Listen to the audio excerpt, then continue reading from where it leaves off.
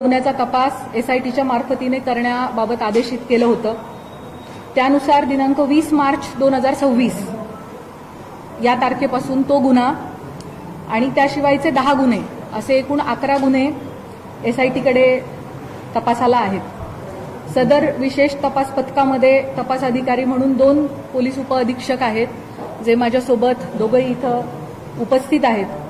त्याच पद्धतीने सहाय्यक तपास अधिकारी म्हणून 3 पोलीस निरीक्षक, 3 सहाय्यक पोलीस निरीक्षक, 10 पोलीस उपनिरीक्षक आणि 6 पोलीस अंमलदार असं एकूण 24 लोकांचं आपलं तपास पथक आहे।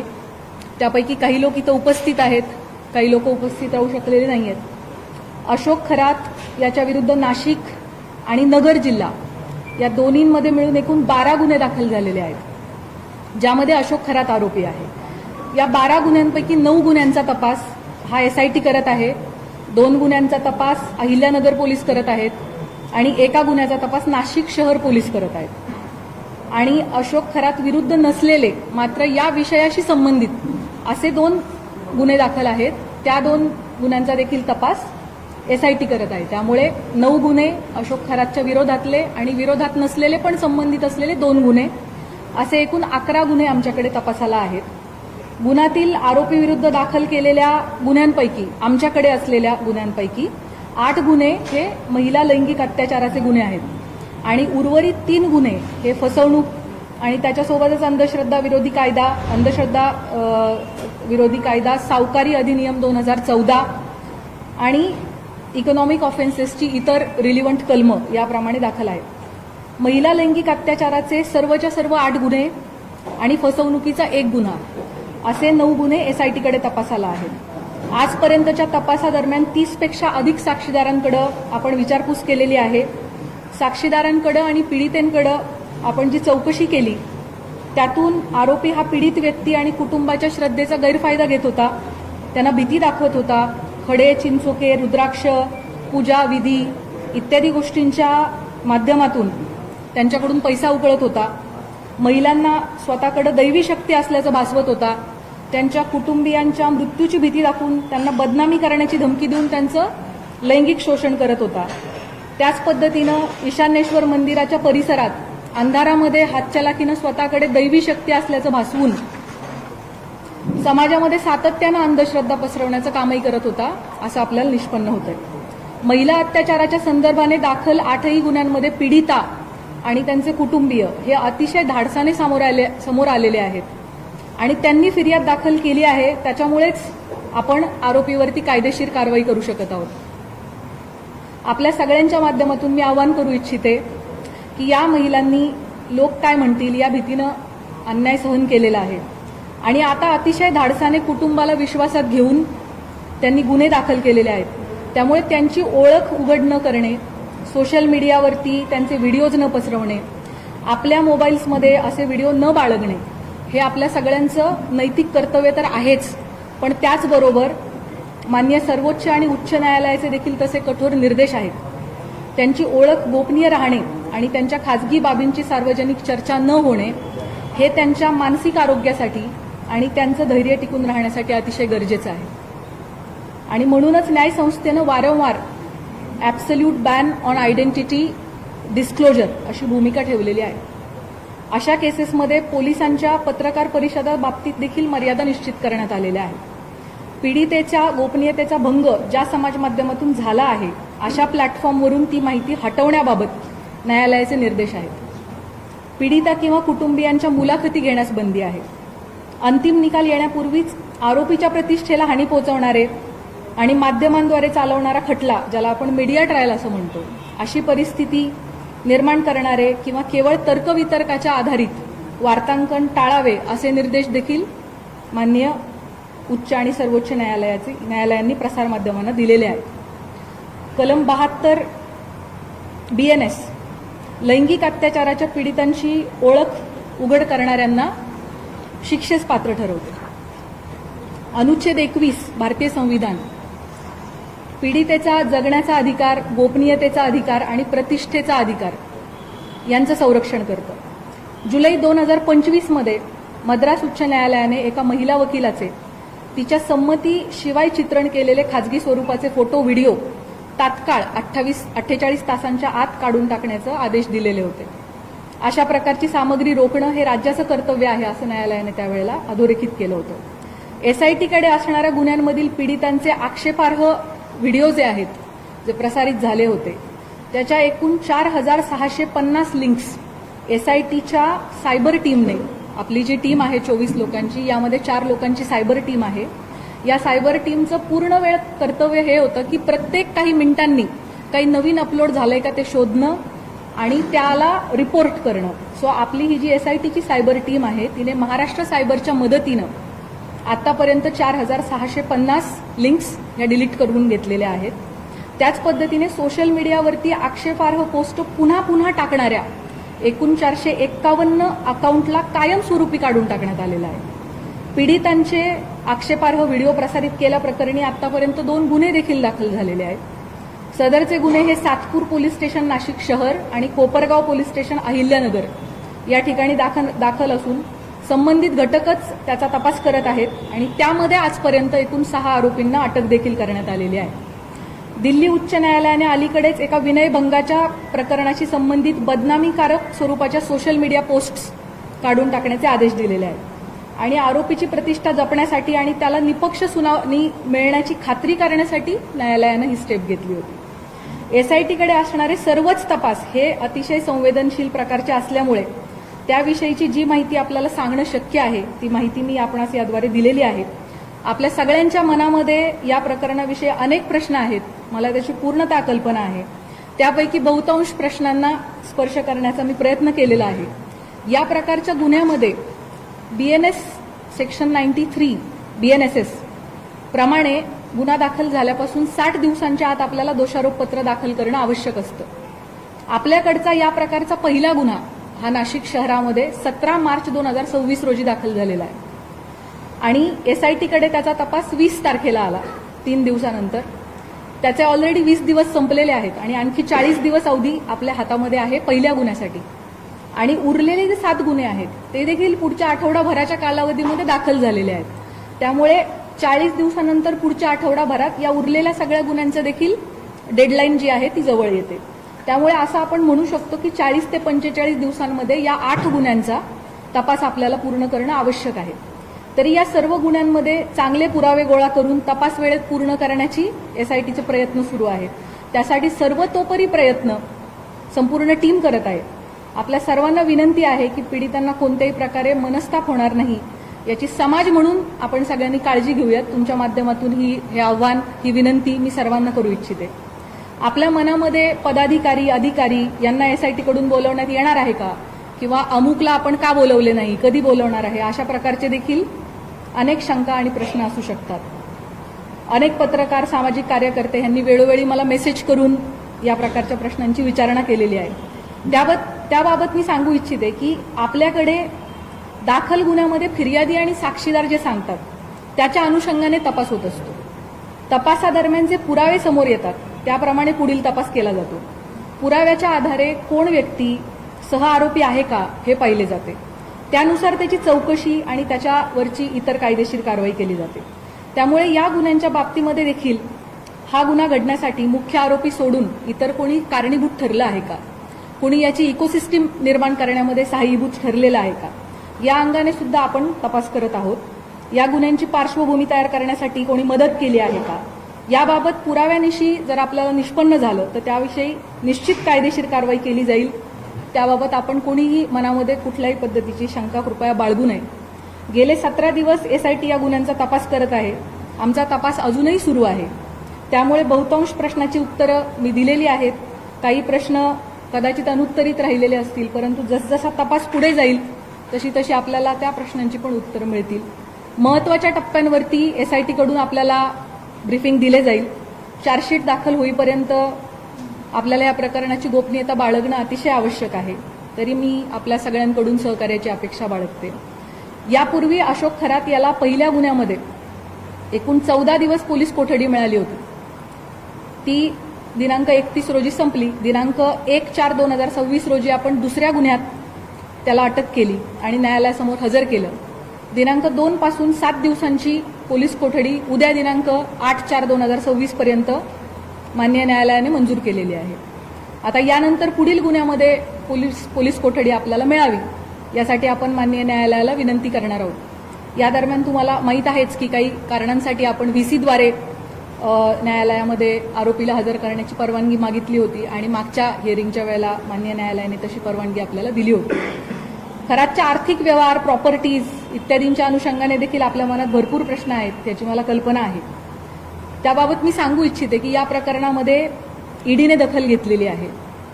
ईडीने विशेष तपास पथकाला जी माहिती मागितली आहे आमच्याकडून, ती सगळी माहिती आम्ही त्यांना पुरवलेली आहे आणि भविष्यात देखील ईडीला आमचे पूर्णपणे सहकार्य असणार आहे. भारतीय राज्यघटनेच्या कलम 51(अ) मध्ये भारतीय नागरिकांची मूलभूत कर्तव्ये सांगितलेली आहेत. त्यामध्ये वैज्ञानिक दृष्टिकोन आणि चौकस बुद्धीचा विकास करणे हे आपल्या सगळ्या नागरिकांचे मूलभूत कर्तव्य आहे असं आपलं संविधान सांगतं. या निमित्ताने भविष्यात अंधश्रद्धेपोटी महिलांचं शोषण घडू नये, कोणीही कुठल्याही बंधूच्या फसवणुकीला समाजाने बळी पडू नये यासाठी सतर्क आणि चौकस राहण्याचं आव्हान मी आपल्या मार्फतीने सर्व नागरिकांना करू इच्छिते. अतिशय शॉर्ट नोटीसवर सर्व पत्रकार बंधू भगिनी या प्रेस कॉन्फरन्ससाठी उपलब्ध झालेले आहेत, उपस्थित झालेले आहेत. त्या सगळ्यांचे मी मनापासून आभार मानते आणि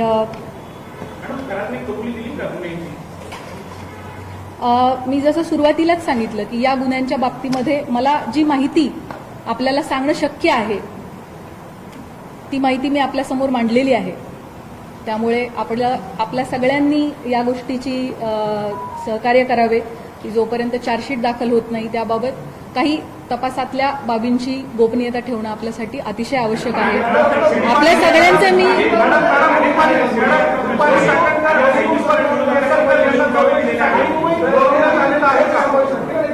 मी आपल्याला मला वाटतं ह्या सगळ्या प्रश्नांची उत्तरं मी ऑलरेडी आपल्याला दिलेली आहेत.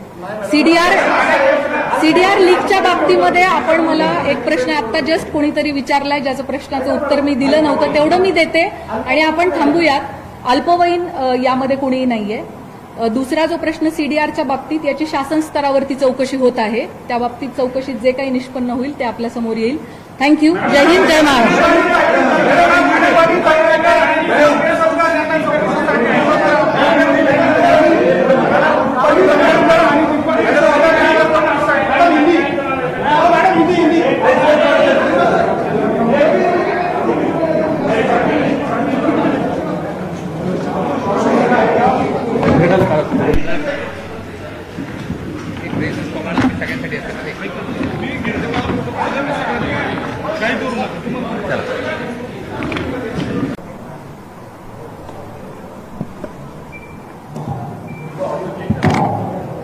येतोय ना आवाज? सर्वांना नमस्कार. माननीय पोलीस महासंचालक महाराष्ट्र राज्य यांनी अशोक खरात आरोपी असलेल्या गुन्हा रजिस्टर नंबर 73/2026 या गुन्ह्याचा तपास एसआयटीच्या मार्फतीने करण्याबाबत आदेशित केलं होतं. त्यानुसार दिनांक 20 मार्च 2026 या तारखेपासून तो गुन्हा आणि त्याशिवायचे 10 गुन्हे असे एकूण 11 गुन्हे एसआयटीकडे तपासाला आहेत. सदर विशेष तपास पथकामध्ये तपास अधिकारी म्हणून 2 पोलीस उपअधीक्षक आहेत जे माझ्यासोबत दोघंही इथं उपस्थित आहेत. त्याच पद्धतीनं सहाय्यक तपास अधिकारी म्हणून 3 पोलीस निरीक्षक, 3 सहाय्यक पोलीस निरीक्षक, 10 पोलीस उपनिरीक्षक आणि 6 पोलीस अंमलदार असं एकूण 24 लोकांचं आपलं तपास पथक आहे. त्यापैकी काही लोक इथं उपस्थित आहेत, काही लोक उपस्थित राहू शकलेले नाही आहेत.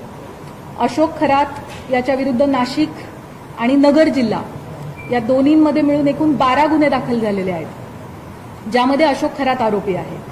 या 12 गुन्ह्यांपैकी 9 गुन्ह्यांचा तपास हा एसआयटी करत आहे, 2 गुन्ह्यांचा तपास अहिल्यानगर पोलीस करत आहेत आणि एका गुन्ह्याचा तपास नाशिक शहर पोलीस करत आहेत. आणि अशोक खरात विरुद्ध नसलेले मात्र या विषयाशी संबंधित असे 2 गुन्हे दाखल आहेत. त्या 2 गुन्ह्यांचा देखील तपास एसआयटी करत आहे. त्यामुळे 9 गुन्हे अशोक खरातच्या विरोधातले आणि विरोधात नसलेले पण संबंधित असलेले 2 गुन्हे असे एकूण 11 गुन्हे आमच्याकडे तपासाला आहेत. गुन्ह्यातील आरोपी विरुद्ध दाखल केलेल्या गुन्ह्यांपैकी आमच्याकडे असलेल्या गुन्ह्यांपैकी 8 गुन्हे हे महिला लैंगिक अत्याचाराचे गुन्हे आहेत आणि उर्वरित 3 गुन्हे हे फसवणूक आणि त्याच्यासोबतच अंधश्रद्धा विरोधी कायदा, सावकारी अधिनियम 2014 आणि इकॉनॉमिक ऑफेन्सेसची इतर रिलिव्हंट कलमं याप्रमाणे दाखल आहेत. महिला लैंगिक अत्याचाराचे सर्वच्या सर्व 8 गुन्हे आणि फसवणुकीचा 1 गुन्हा असे 9 गुन्हे एसआयटीकडे तपासाला आहेत. आजपर्यंतच्या तपासादरम्यान 30 पेक्षा अधिक साक्षीदारांकडे आपण विचारपूस केलेली आहे. साक्षीदारांकडे आणि पीडितेंकडे आपण जी चौकशी केली त्यातून आरोपी हा पीडित व्यक्ती आणि कुटुंबाच्या श्रद्धेचा गैरफायदा घेत होता, त्यांना भीती दाखवत होता, खडे, चिंचोके, रुद्राक्ष, पूजा विधी इत्यादी गोष्टींच्या माध्यमातून त्यांच्याकडून पैसा उकळत होता, महिलांना स्वतःकडे दैवी शक्ती असल्याचं भासवत होता, त्यांच्या कुटुंबियांच्या मृत्यूची भीती दाखवून त्यांना बदनामी करण्याची धमकी देऊन त्यांचं लैंगिक शोषण करत होता. त्याच पद्धतीनं ईशान्येश्वर मंदिराच्या परिसरात अंधारामध्ये हातचलाखीनं स्वतःकडे दैवी शक्ती असल्याचं भासवून समाजामध्ये सातत्यानं अंधश्रद्धा पसरवण्याचं कामही करत होता असं आपल्याला निष्पन्न होतंय. महिला अत्याचाराच्या संदर्भाने दाखल 8ही गुन्ह्यांमध्ये पीडिता आणि त्यांचे कुटुंबीय हे अतिशय धाडसाने समोर आलेले आहेत आणि त्यांनी फिर्याद दाखल केली आहे. त्याच्यामुळेच आपण आरोपीवरती कायदेशीर कारवाई करू शकत आहोत.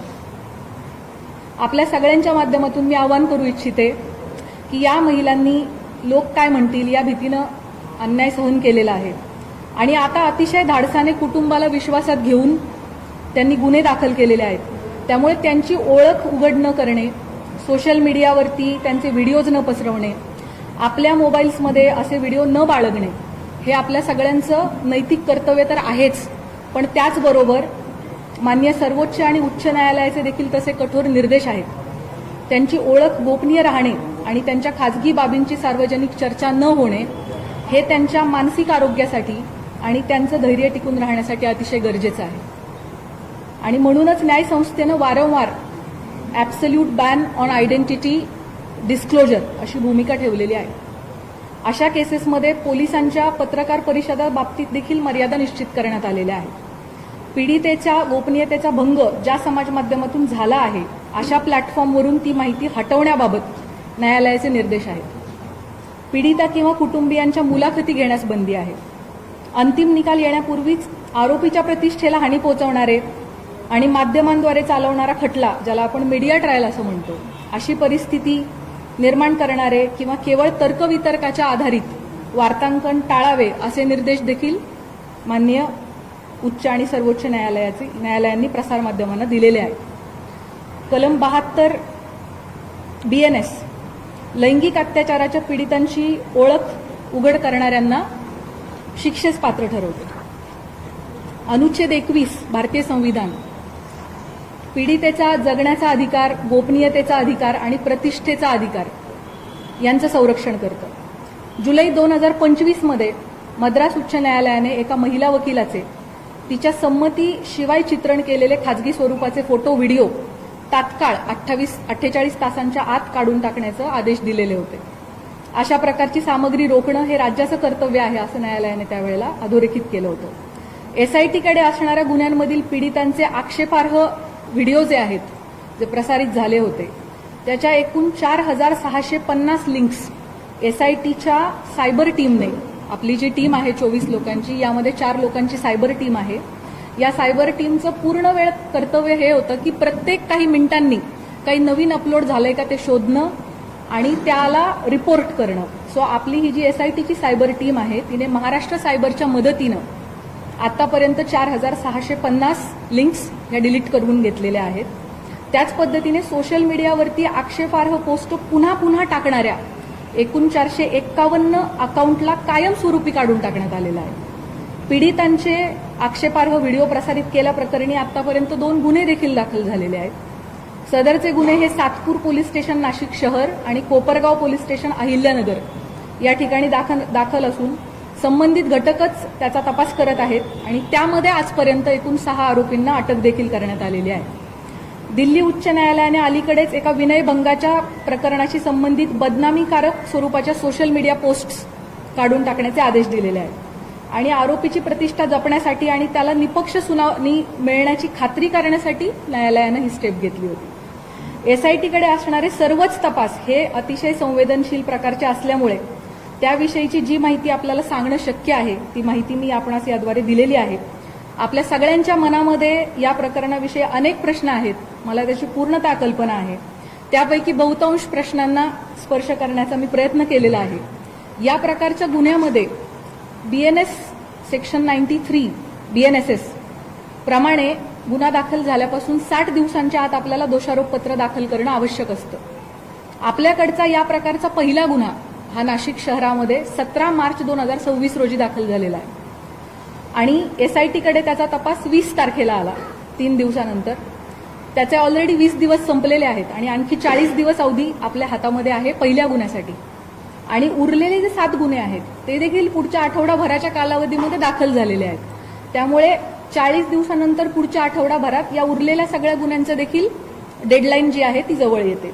त्यामुळे असं आपण म्हणू शकतो की 40 ते 45 दिवसांमध्ये या 8 गुन्ह्यांचा तपास आपल्याला पूर्ण करणं आवश्यक आहे. तरी या सर्व गुन्ह्यांमध्ये चांगले पुरावे गोळा करून तपास वेळेत पूर्ण करण्याची SITचे प्रयत्न सुरू आहेत. त्यासाठी सर्वतोपरी प्रयत्न संपूर्ण टीम करत आहे.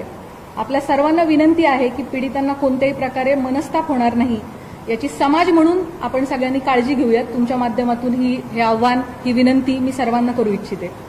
आपल्या मनामध्ये पदाधिकारी, अधिकारी यांना SITकडून बोलवण्यात येणार आहे का, किंवा अमुकला आपण का बोलवले नाही, कधी बोलवणार आहे, अशा प्रकारचे देखील अनेक शंका आणि प्रश्न असू शकतात.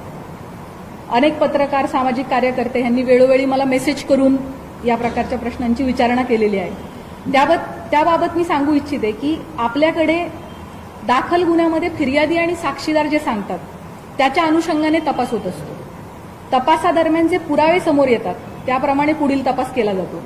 पुराव्याच्या आधारे कोण व्यक्ती सह आरोपी आहे का हे पाहिले जाते. त्यानुसार त्याची चौकशी आणि त्याच्यावरची इतर कायदेशीर कारवाई केली जाते. त्यामुळे या गुन्ह्यांच्या बाबतीमध्ये देखील हा गुन्हा घडण्यासाठी मुख्य आरोपी सोडून इतर कोणी कारणीभूत ठरलं आहे का, कोणी याची इकोसिस्टीम निर्माण करण्यामध्ये सहाय्यभूत ठरलेलं आहे का, या अंगाने सुद्धा आपण तपास करत आहोत. या गुन्ह्यांची पार्श्वभूमी तयार करण्यासाठी कोणी मदत केली आहे का, याबाबत पुराव्यानिशी जर आपल्याला निष्पन्न झालं तर त्याविषयी निश्चित कायदेशीर कारवाई केली जाईल. त्याबाबत आपण कोणीही मनामध्ये कुठल्याही पद्धतीची शंका कृपया बाळगू नये. गेले 17 दिवस SIT या गुन्ह्यांचा तपास करत आहे. आमचा तपास अजूनही सुरू आहे. त्यामुळे बहुतांश प्रश्नाची उत्तरं मी दिलेली आहेत. काही प्रश्न कदाचित अनुत्तरित राहिलेले असतील, परंतु जसजसा तपास पुढे जाईल तशी तशी आपल्याला त्या प्रश्नांची पण उत्तरं मिळतील. महत्त्वाच्या टप्प्यांवरती SITकडून आपल्याला ब्रीफिंग दिले जाईल. चार्जशीट दाखल होईपर्यंत आपल्याला या प्रकरणाची गोपनीयता बाळगणं अतिशय आवश्यक आहे. तरी मी आपल्या सगळ्यांकडून सहकार्याची अपेक्षा बाळगते. यापूर्वी अशोक खरात याला पहिल्या गुन्ह्यामध्ये एकूण 14 दिवस पोलीस कोठडी मिळाली होती. ती दिनांक 31 रोजी संपली. दिनांक 1/4/2026 रोजी आपण दुसऱ्या गुन्ह्यात त्याला अटक केली आणि न्यायालयासमोर हजर केलं. दिनांक 2 पासून 7 दिवसांची पोलीस कोठडी उद्या दिनांक 8/4/2026 पर्यंत माननीय न्यायालयाने मंजूर केलेली आहे. आता यानंतर पुढील गुन्ह्यामध्ये पोलीस कोठडी आपल्याला मिळावी यासाठी आपण माननीय न्यायालयाला विनंती करणार आहोत. या दरम्यान तुम्हाला माहीत आहेच की काही कारणांसाठी आपण VCद्वारे न्यायालयामध्ये आरोपीला हजर करण्याची परवानगी मागितली होती आणि मागच्या हिअरिंगच्या वेळेला माननीय न्यायालयाने तशी परवानगी आपल्याला दिली होती. खरातच्या आर्थिक व्यवहार, प्रॉपर्टीज इत्यादींच्या अनुषंगाने देखील आपल्या मनात भरपूर प्रश्न आहेत, याची मला कल्पना आहे. त्याबाबत मी सांगू इच्छिते की या प्रकरणामध्ये ईडीने दखल घेतलेली आहे. ईडीने विशेष तपास पथकाला जी माहिती मागितली आहे आमच्याकडून ती सगळी माहिती आम्ही त्यांना पुरवलेली आहे आणि भविष्यात देखील ईडीला आमचे पूर्णपणे सहकार्य असणार आहे. भारतीय राज्यघटनेच्या कलम 51 मध्ये भारतीय नागरिकांची मूलभूत कर्तव्ये सांगितलेली आहेत. त्यामध्ये वैज्ञानिक दृष्टिकोन आणि चौकस बुद्धीचा विकास करणे हे आपल्या सगळ्या नागरिकांचे मूलभूत कर्तव्य आहे असं आपलं संविधान सांगतं. या निमित्ताने भविष्यात अंधश्रद्धेपोटी महिलांचं शोषण घडू नये, कोणीही कुठल्याही बंधूच्या फसवणुकीला समाजाने बळी पडू नये यासाठी सतर्क आणि चौकस राहण्याचं आव्हान मी आपल्या मार्फतीने सर्व नागरिकांना करू इच्छिते. अतिशय शॉर्ट नोटीसवर सर्व पत्रकार बंधू भगिनी ह्या प्रेस कॉन्फरन्ससाठी उपलब्ध झालेले आहेत, उपस्थित झालेले आहेत. त्या सगळ्यांचे मी मनापासून आभार मानते आणि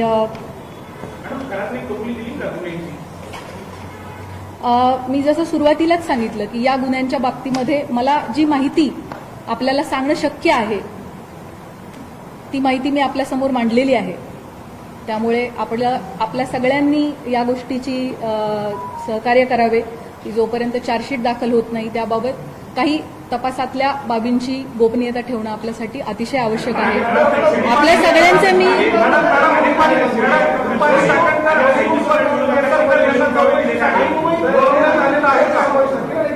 मी आपल्याला मला वाटतं ह्या सगळ्या प्रश्नांची उत्तरं मी ऑलरेडी आपल्याला दिलेली आहेत. सीडीआर लीकच्या बाबतीमध्ये आपण मला एक प्रश्न आता जस्ट कोणीतरी विचारलाय ज्याचं प्रश्नाचं उत्तर मी दिलं नव्हतं तेवढं मी देते आणि आपण थांबूयात. अल्पवयीन यामध्ये कोणीही नाहीये. दुसरा जो प्रश्न सीडीआरच्या बाबतीत याची शासन स्तरावरती चौकशी होत आहे. त्या बाबतीत चौकशीत जे काही निष्पन्न होईल ते आपल्या समोर येईल. थँक्यू. जय हिंद, जय महाराष्ट्र.